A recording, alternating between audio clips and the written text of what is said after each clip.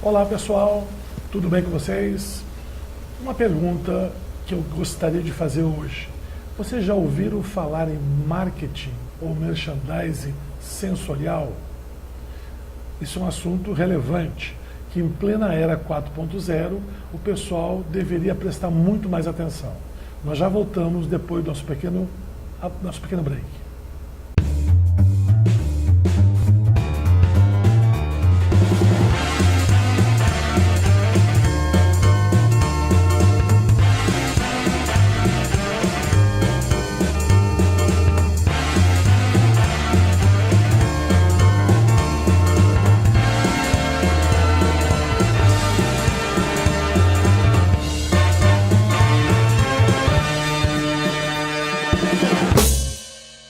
Gerente da loja, ele falou, olha, aqui nós fazemos o seguinte, nós destacamos 2 vendedores, eles pegam uma amostra do perfume, borrifam naquele stick, né, naquela provazinha e saem grudando nos postes em 5 quadras em volta da loja. Então o consumidor passa, sente o cheiro, associa no inconsciente, né, e ele diz assim, poxa, eu queria comprar o perfume da Abercrombie & Fitch, e aí vai na loja e acaba comprando o perfume. Para vocês verem como é que isso tem um impacto violento sobre o consumidor. Né? A memória olfativa chamando o consumidor para ir à loja comprar um produto sem ele ter feito nenhuma propaganda. Né? Isso me lembra, inclusive, né? O pessoal de padaria, né? O pessoal botava lá aquele cheiro de pão, de fornada, para atrair o pessoal dentro da padaria. É o olfativo também, é o olfativo. Como as churrascarias antigamente pegavam as suas chaminés e direcionavam para a rua, hoje isso é proibido, né? Para o quê? Você passava em frente à churrascaria, sentia aquele cheirinho da carne e imediatamente entrava no estacionamento da churrascaria. Né? Então, assim, é o olfato. Né? A audição é a mesma coisa. Né? A audição você tem tradicionalmente nos supermercados os locutores, né? Mas outras técnicas vêm sendo utilizadas também. Estudou-se, por exemplo, que o ritmo da música, ele deve ser usado de uma forma lógica quando o consumidor está presente na loja. E como é que essa lógica funciona? Por exemplo, você está num supermercado. Esse supermercado está no pico de atendimento, está cheia a loja, então você deve colocar uma música com a batida mais forte, porque isso faz bater o coração de uma maneira mais acelerada, as pessoas tendem a fazer as coisas mais rápidas, circulam mais rápido, saem mais rápido da loja, dando vazão para novos consumidores na loja. Ao contrário, quando você está na baixa da presença do público na loja, você deve colocar uma música tranquila, de maneira que o ritmo cardíaco diminua, as pessoas façam as coisas com mais calma, apreciem mais e, portanto, comprem mais. Muito interessante. Isso tudo são técnicas, né, de merchandising, né? Como, por exemplo, o tato. Né? O tato, se você entra numa loja no pleno verão, a 40 e tantos graus de temperatura no Rio de Janeiro, e você está sem um ar-condicionado, qual é a sensação que o consumidor sente? Horrível, né? Horrível, né? É a sensação do tato, do desconforto. Claro. Enquanto que você tem uma loja agradavelmente climatizada, nem tão fria, nem tão quente, você pode impactar melhor o seu consumidor de maneira que ele se sinta mais confortável e permaneça mais tempo dentro da loja. Uma pergunta, como é que surgiu esse aproveitamento, né, dessa percepção sensorial no ponto de venda? Tem uma história? Então, tem sim. Essa técnica vem sendo estudada pelos especialistas, né, do marketing, né, porque se percebeu que, na verdade, o marketing é emoção. Sim. O marketing é sensação. E, finalmente, o marketing é experiência. Então, hoje em dia, tudo se faz para o consumidor ter experiência com o produto ou com o serviço. Né? O que isso... Vamos dar um exemplo. Né? A loja da Harley Davidson em São Paulo, né, ela faz o seguinte, na medida que entra um novo cliente, e você percebe que o cliente é aquele cliente mais tímido, aquele cliente que ainda não está muito ambientado, né? Não é aquele despojado que quer aquele produto, que ele já está decidido, ele ainda não está decidido. É usada a técnica da experiência. Como é que é? O cliente entra, o vendedor aborda e pergunta que tipo, né, de moto você deseja. Né? Aí o cliente vai lá, escolhe, ele fala, por favor, senta na moto. Aí o cliente, eu posso sentar? Sim, claro, por favor. É o contrário do que antigamente, né? Antigamente a gente via nas lojas, por favor, não toque no produto. Hoje é, sim, toque no produto, né? Experimente o produto, né? E aí o cliente senta na moto e começa a sentir a moto, né?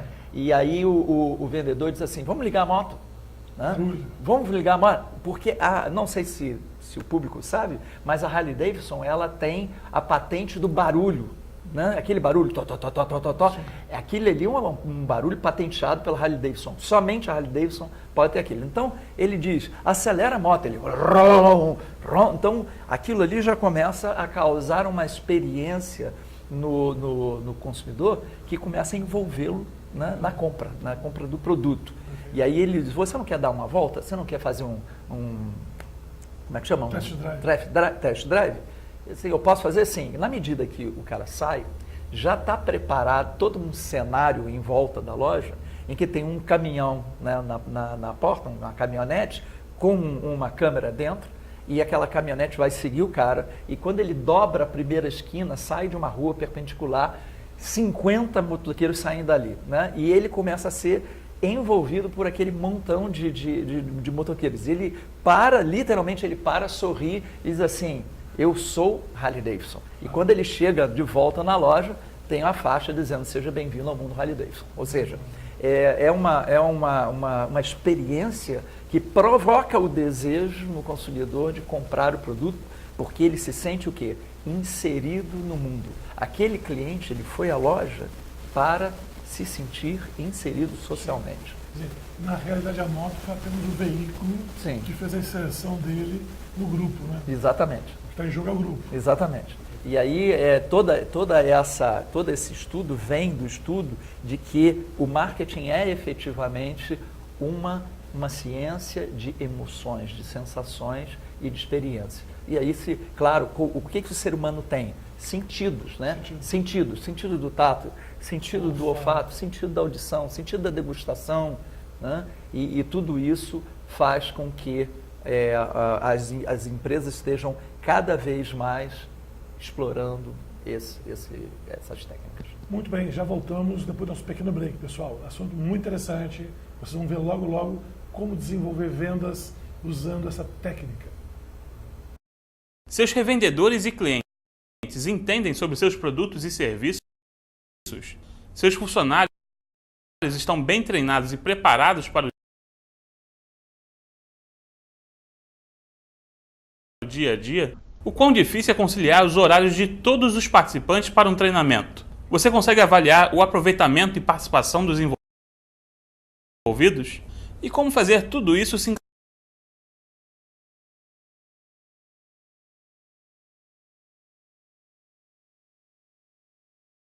encaixar no orçamento da empresa? Conheça a Academia Digital, a plataforma de capacitação e desenvolvimento profissional do seu negócio. São diversas aplicações para suprir suas necessidades. Veja alguns dos serviços que podemos te oferecer. Treinamento interno, seja para a sua equipe de produção, atendimento, comercial, administrativa e etc. Treinamento externo, capacitando revendedores e clientes sobre benefícios e formas de utilizar seus produtos e serviços. E fornecedores sobre normas e padrões necessários para o seu negócio. Treinamento de processos, que padronizam e informam sobre processos internos da empresa importantes para o seu funcionamento. Manual ou catálogo de produtos e serviços. Um portal para a sua empresa mostrar o que tem para oferecer e como utilizar. Ouvidoria e perguntas frequentes. Crie um canal de comunicação na sua empresa para estar mais próximo de quem precisar. E conte com os seguintes benefícios. Flexibilidade física e de horário, disponibilizando conteúdo para os usuários acessarem a qualquer momento e em qualquer lugar, quantas vezes quiser. Controle de desempenho através de relatórios gerenciais. Redução de custos, evitando deslocamentos desnecessários e constantes investimentos em treinamentos. E padronização do conhecimento, transmitindo o conteúdo com eficiência, independente do treinador ou palestrante, aumentando a retenção dos seus colaboradores. Através de uma plataforma online, é possível disponibilizar vídeos, questionários, materiais complementares, chat e até realizar transmissão em tempo real e interativa para seus usuários. Todos esses recursos podem ser ministrados presencialmente, à distância ou semipresencialmente. Veja no site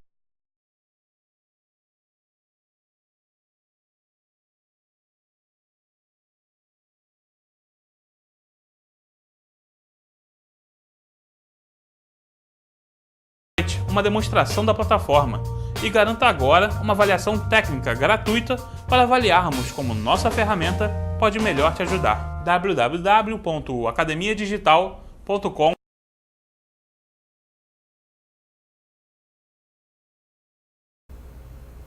Mas voltando aqui, professor, então merchandising em si, você estava falando que não é só comunicação, correto? Correto. O merchandising, ele tem toda a parte de comunicação, como por exemplo comunicação visual, mas a gente não pode se restringir somente à questão de comunicação, porque a organização, né, do layout da loja, dos produtos dentro da loja, também faz parte do merchandising. Sim. Porque quando você organiza, você prefere entrar numa loja toda bagunçada ou numa loja toda bem organizada? Eu estava falando hoje com o pessoal, né, que estava fazendo um projeto, uma startup, de fazer aplicativo para brechó. Né? Sim. Qual é a primeira imagem que você faz um brechó? É cheio... Bagunça, aquela... pouca iluminação, cheiro de naftalina. Isso, exatamente. Então, quem é que tem vontade de comprar um lugar desse? Exatamente. Não tem. Não tem. Entendeu? Nós fizemos agora um trabalho numa empresa em Volta Redonda, que é um outlet, que fica dentro de um container. Né? É muito interessante a proposta de se vender dentro de um container. Né? Mas quando eu cheguei na loja, o que eu percebi foi exatamente isso. A sensação de que as coisas estavam confusas, né? Que a gente não conseguia identificar exatamente aonde estava o quê. Né? Então, por exemplo, você vai organizar camisas. Você tem camisa sem manga, né? Ou a camisa com mangas, polo, enfim, tem. E depois disso ainda tem as cores, né? Porque a gente percebe melhor as coisas na ordem do arco-íris. Perfeito. Então, quando você entra numa loja bem organizada, você já percebe o seguinte, que todas as camisas do mesmo tipo estão organizadas na mesma prateleira e você percebe o quê? Uma cadência de tonalidades, né? Que segue uma determinada ordem. Essa ordem é a ordem das cores dentro do arco-íris. Então, nós fizemos ali, em questão de 1, 2 horas, uma arrumação, né, na loja, e ela já ficou com um outro visual. E as pessoas entram e dizem assim, pois é, eu não sabia que tinha esse produto aqui. Né?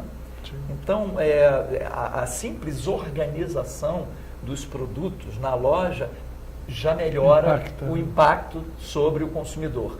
Tem um outro caso muito interessante que foi num empório, né? O empório, né, vende aqueles produtos, né, diversos da terra, produtos, e a proprietária do empório, ela tinha ali um mix de vinhos, né? E esse mix de vinhos, ele estava numa estante que ficava na parte de trás de um móvel e pouco visível, né? E quando eu olhei aquilo, eu falei assim, olha, precisamos reorganizar isso aqui, né? E nós fizemos uma mudança, simplesmente de lugar do móvel, colocando alguns cartazes com promoções dos vinhos, rearrumando a bancada sobre os vinhos, com queijos, com coisas que tinham uma harmonia com os vinhos, né? De maneira que aquilo ali trouxe maior venda para a loja. E assim, as pessoas entravam assim, que bom que agora você vende vinhos. Ela já vendia há muito tempo. Sempre teve. Né? Sempre teve. Então, essas coisas são bem interessantes e tratam única e exclusivamente sobre organização dos produtos dentro da loja. Agora, o senhor tem uma dica, alguma deixa para um pequeno lojista arrumar o seu ponto de venda?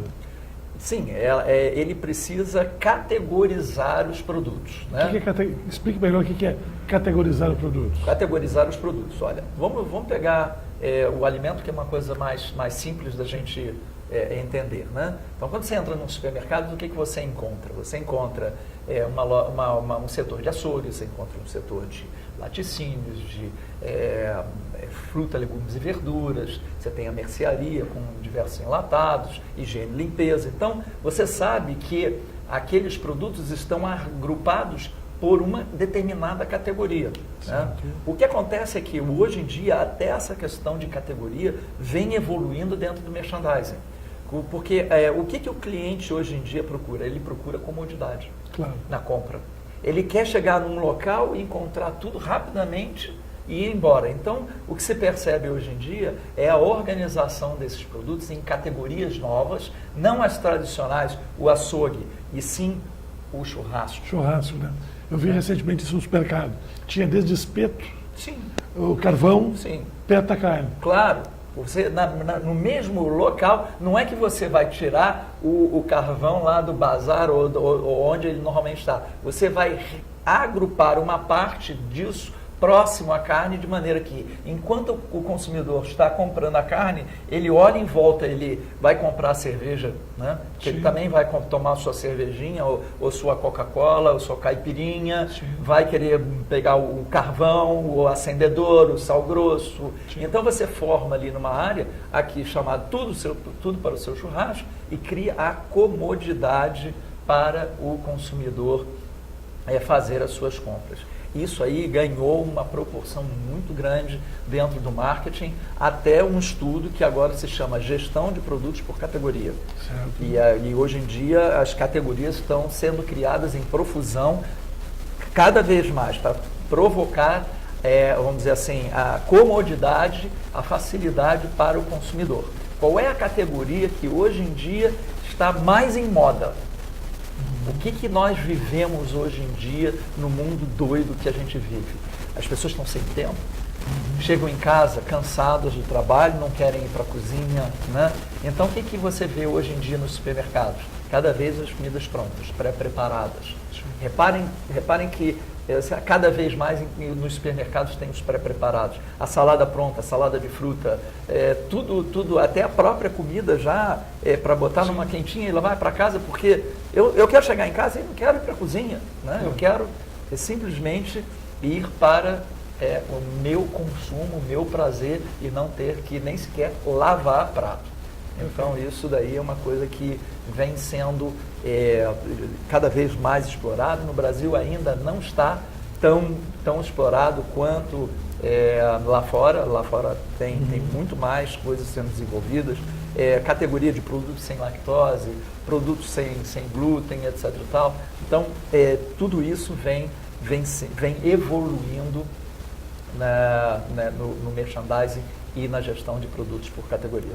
E o profissional que queira se especializar nisso, onde é que ele pode aprender isso? Esse é um problema, sabe, Jorge? Porque, infelizmente, nós não temos, né, no Brasil, cursos especializados nas faculdades, né? Então, o que acontece é que essas ofertas acabam vindo, assim como curso de especialização, né, ofertados como agora o que se faz lá na PUC, na SERJ, né? Gestão estratégica de supermercados, né? Sim. Que você mesmo está conduzindo aí. Por quê? Porque é necessário esse conhecimento chegar ao profissional, uma vez que ele não vai encontrar isso nos cursos regulares, né, nas faculdades, que eu acho que o país precisa mudar a sua grade curricular para começar a profissionalizar as pessoas, em vez de simplesmente estar vomitando um monte de conceitos que o aluno efetivamente vai usar muito pouco. Perfeito. Agora, tinha um outro aspecto que eu ia falar a respeito do merchandising. Está lembrado, você? O que atrai efetivamente, o que faz circular num ponto de venda, um ponto virar quente, virar frio dentro da loja? Então, existem o que se chamam de tipos de categorias, né? Cada comércio tem a sua categorização. O fato é que os tipos principais são a categoria destino. Dentro de uma loja que tem um mix de produtos muito grande, qual é a categoria, qual é o conjunto, qual é o mix de produtos que efetivamente leva o consumidor para a loja para comprar. Sim. Esse chama-se categoria destino. A categoria destino, então, quando o consumidor ele entra lá, ele vai comprar, por exemplo, no supermercado ele vai comprar a carne, vai comprar o pão, ele vai comprar o matinal, ele vai comprar fruta, legume, verdura. Essas são as categorias de destino. Entendi. Aí depois que ele está lá, ele vai então seguir para as outras categorias, que são, por exemplo, categorias de rotina. A categoria de rotina é aquilo que o cidadão come no dia a dia, o arroz, o feijão, a batata, enfim, são aquelas coisas que estão no dia a dia da comida. No segmento da moda, né, também tem as categorias de destino, também tem as categorias de, como se chama, de rotina e as categorias de conveniência, que são aquelas produtos que a pessoa vai comprar porque passou por ali e diz, pois é, eu também estava precisando chocolate disso. Já que eu estou aqui, né, deixa eu levar um chocolatezinho, né, Sim. deixa eu levar esse, enfim, uma série de coisas que, por exemplo, no supermercado, perto dos caixas, essa categoria está toda ali, né? Porque o consumidor acaba sendo impactado por estar presente e aí consumir aquele produto. Perfeito, pessoal. Vamos para o nosso último bloco, depois do nosso pequeno intervalo. Voltamos logo, logo.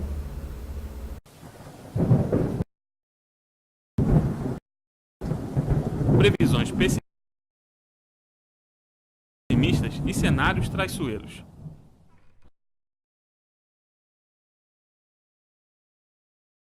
Onde você quer chegar. Se antecipe ou corrija seus erros.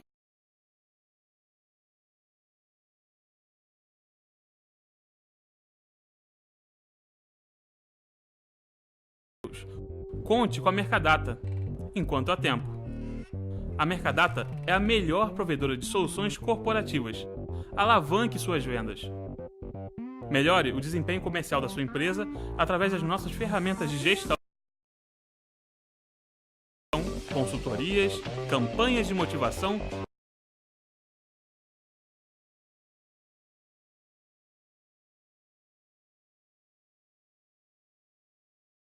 e nossos cursos de capacitação.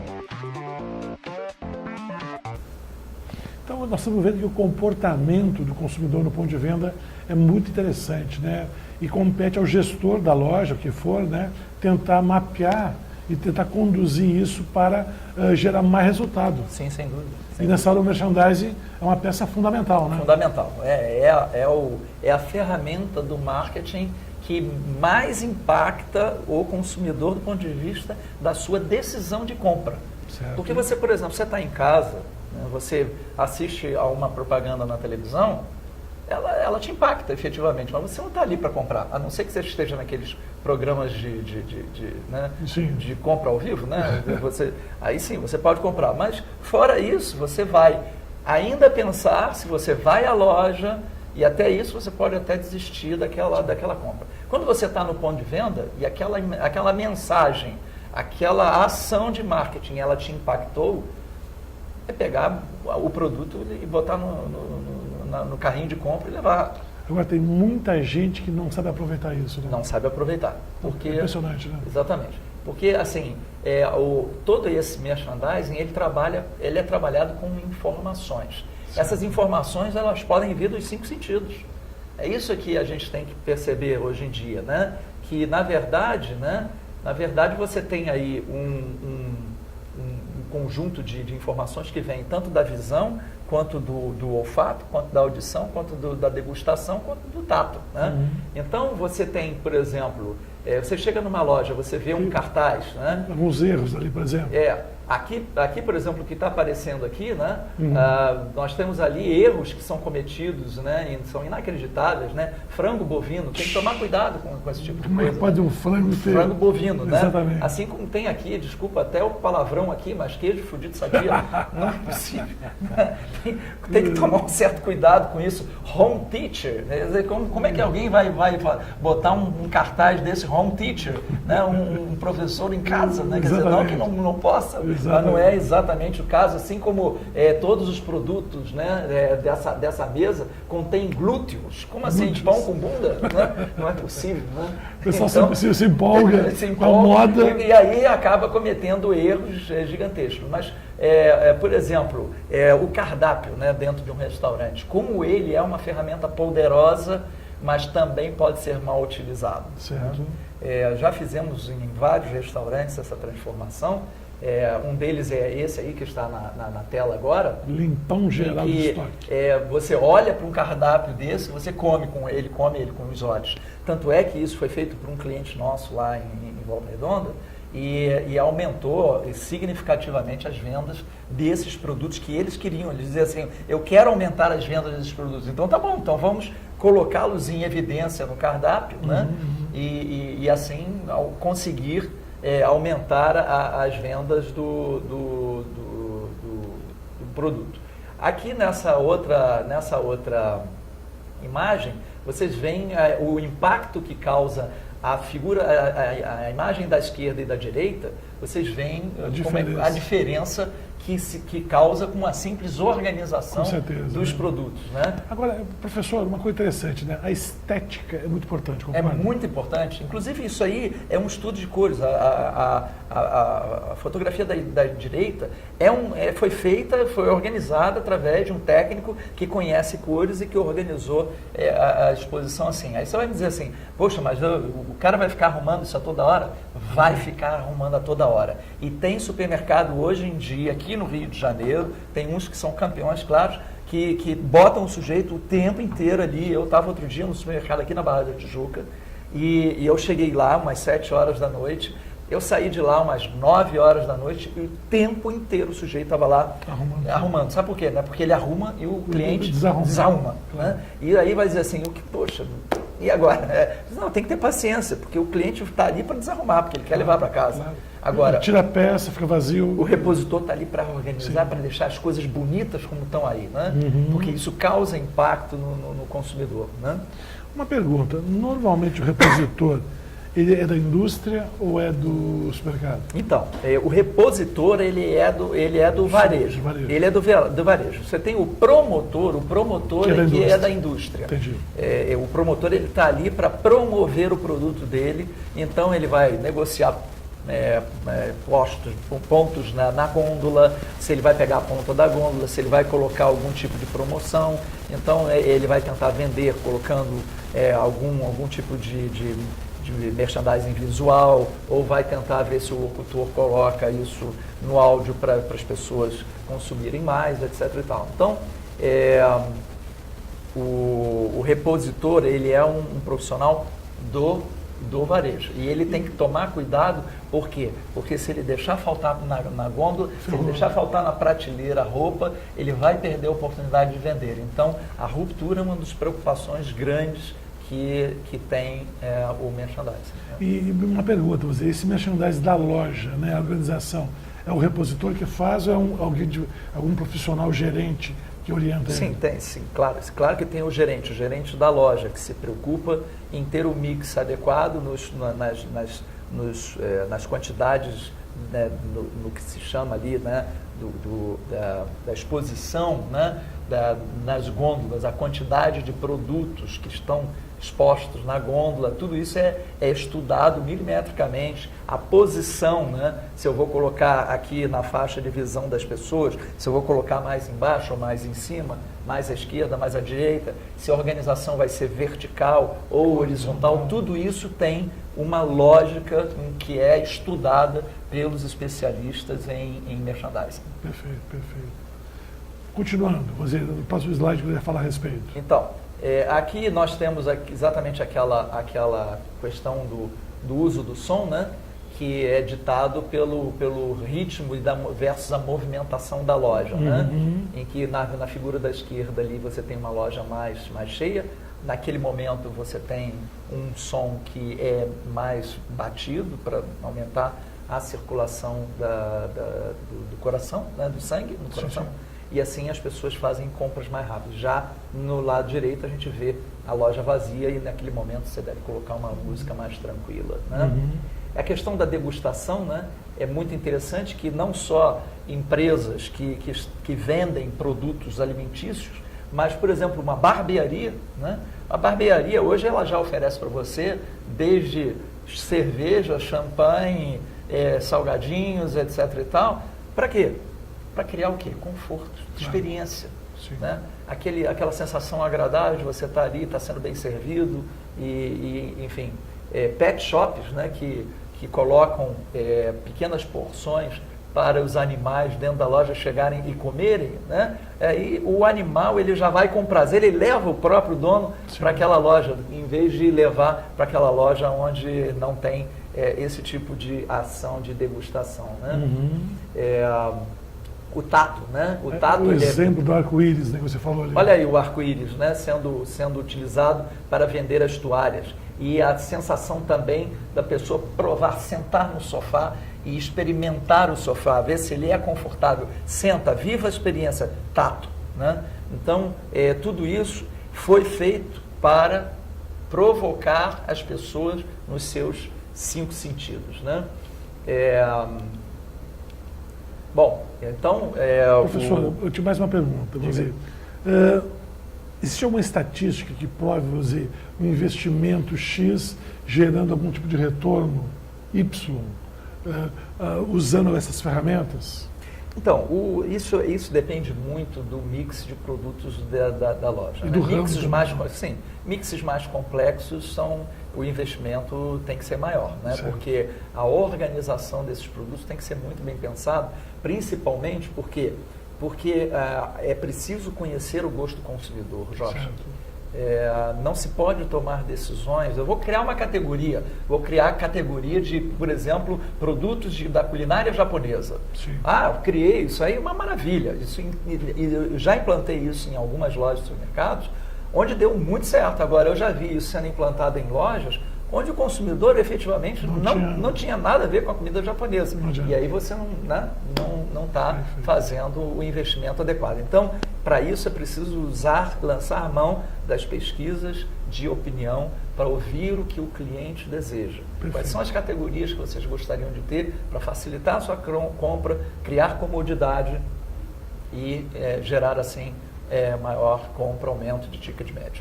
Professor, para finalizar, deixa o contato para a gente aqui, porque tiver interesse em aprofundar, ou precisar de um suporte, como é que ele pode manter contato com você? Então, tem aqui o meu contato, né? Meu nome é Marcos Rabstein, sou da MTO Consultores, uma empresa que é de consultoria em planejamento e gestão empresarial, com foco no marketing, no processo, nas vendas e nas pessoas. O meu e-mail é o mtoall@mtoall.com.br. E o meu telefone é 21 98187 4444. Estou à disposição, podem entrar em contato e vamos bater um bom papo e fazer a tua loja vender muito mais. Tenho certeza que vocês, com essas dicas todas que você recebeu do professor aqui, o seu ponto de venda vai bombar, né, professor? Com certeza. Queria agradecer mais uma vez a presença. Muito obrigado.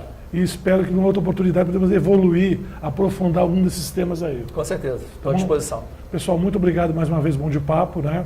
E vamos até o nosso próximo, eu acho que provavelmente só no ano que vem, né? 2020, para a gente dar evolução, esse trabalho de desenvolvimento, né? Desse mercado que tanto precisa de tanta informação, tanta capacitação. Muito obrigado a todos, boa noite.